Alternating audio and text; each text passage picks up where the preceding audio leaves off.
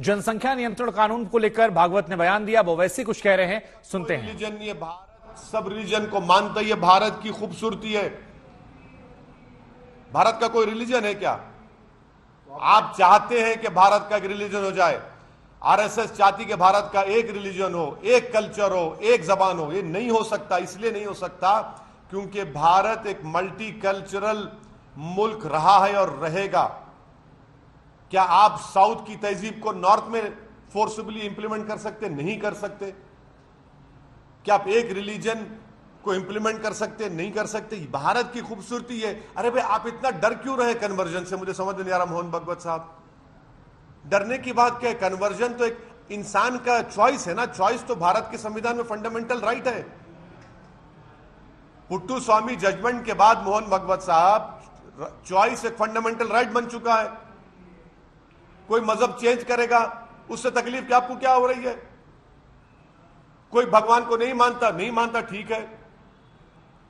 यही तो खूबसूरती है भारत की। और देखिए मोहन भागवत साहब, एक बात याद रखिए, हिंदुत्व में और भारतीयता में बहुत फर्क है। हिंदुत्व में और भारतीयता एक नहीं है मोहन भागवत साहब। ये दोनों अलग अलग चीजें हैं। सर, क्या आप कहना चाह रहे हैं कि कन्वर्जन सही है? अगर आपका मन लगता है कि मैं कन्वर्ट करना चाह रहा हूं, तो मैं कौन होता हूं रोकने वाला आपको?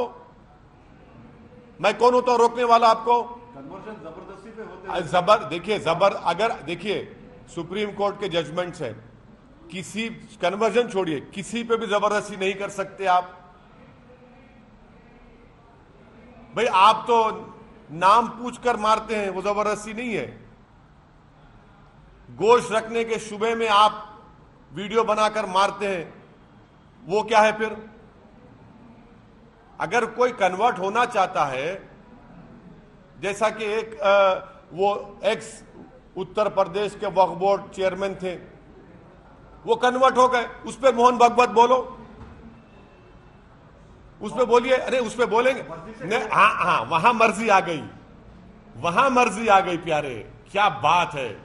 वाह वाह, आपकी मोहब्बत सलामत रहे उस आइडियोलॉजी के लिए। जबरदस्ती से होते हैं, उसके लिए वही तो प्रॉब्लम है। मोहन भागवत साहब ने यह भी कहा कि पॉपुलेशन के मुतालिक उन्होंने ये बात बोली कि जनसंख्या पैदा करना सिर्फ जानवरों का काम है। मतलब सुनिए, मोहन भागवत साहब को संविधान पढ़ना चाहिए।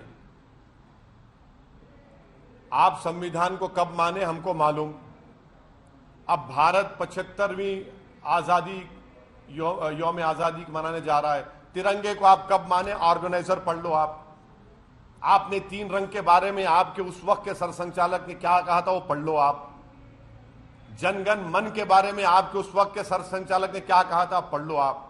मोहन भागवत साहब, मेरी आपसे गुजारिश है कि डायरेक्टिव प्रिंसिपल्स पढ़िए भारत के संविधान के। आप लोग के दिमाग में खाली 44 घुसा हुआ है।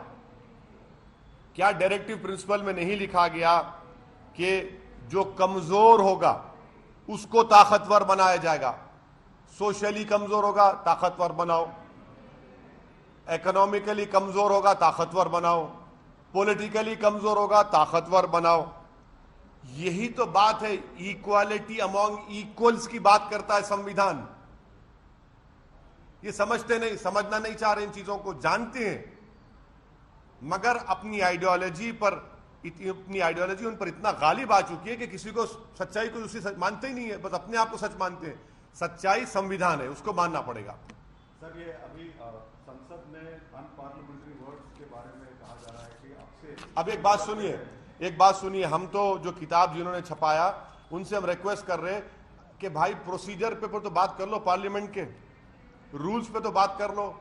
बिल आता है सरकार का, एक ही दिन में बिल आता है, मेंबर्स कैसे पढ़ेंगे? और उसको स्टैंडिंग कमेटी रेफर नहीं करते, वो क्या रूल प्रोसीजर में नहीं है? रूल प्रोसीजर के तहत स्टैंडिंग कमेटी, अब स्टैंडिंग कमेटी रेफर नहीं करते। और अनपार्लियामेंट्री वर्ड के दूर की बात, वो अहम नहीं है, कंटेक्स्ट अहम है। कंटेक्स्ट, जो कंटेक्स्ट होगा अहम है। अब कंटेक्स्ट क्या है कि मैं बोलूंगा कि मैं मोदी सरकार पर फूल फेंक के मारूंगा क्योंकि आपने नौजवानों को बेरोजगार बना दिया। मैं कहूंगा पार्लियामेंट में खड़े होकर कि मैं देश के प्रधानमंत्री और उनकी सरकार पर फूल फेंक कर मारूंगा, क्योंकि देश के युवाओं का मुकद्दर बेरोजगारी बना दिया। तो क्या फूल को अनपार्लियामेंट्री बना देंगे आप?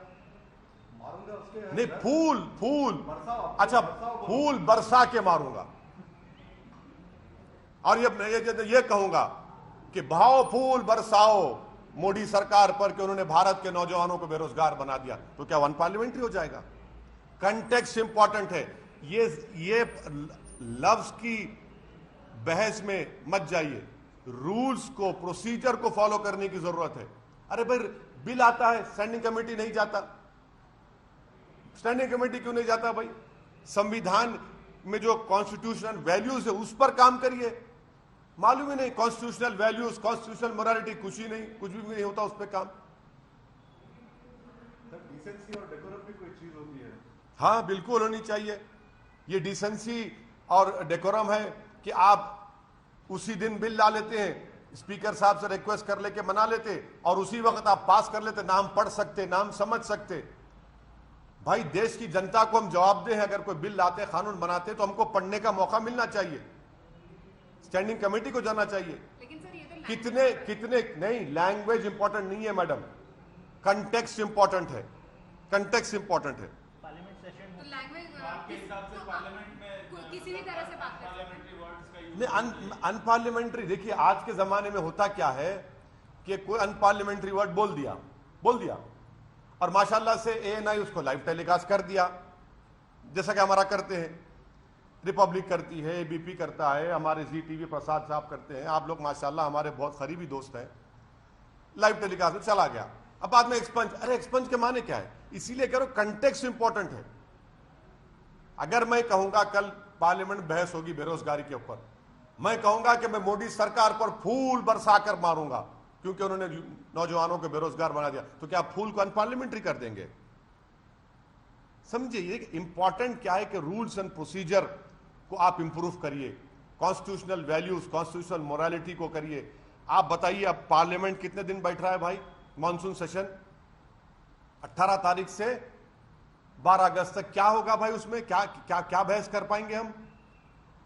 जब साल शुरू होगा तो आप एक साल का कैलेंडर बना दीजिए कि इतने दिन बजट सेशन, इतने दिन मॉनसून सेशन, इतने दिन विंटर सेशन होगा।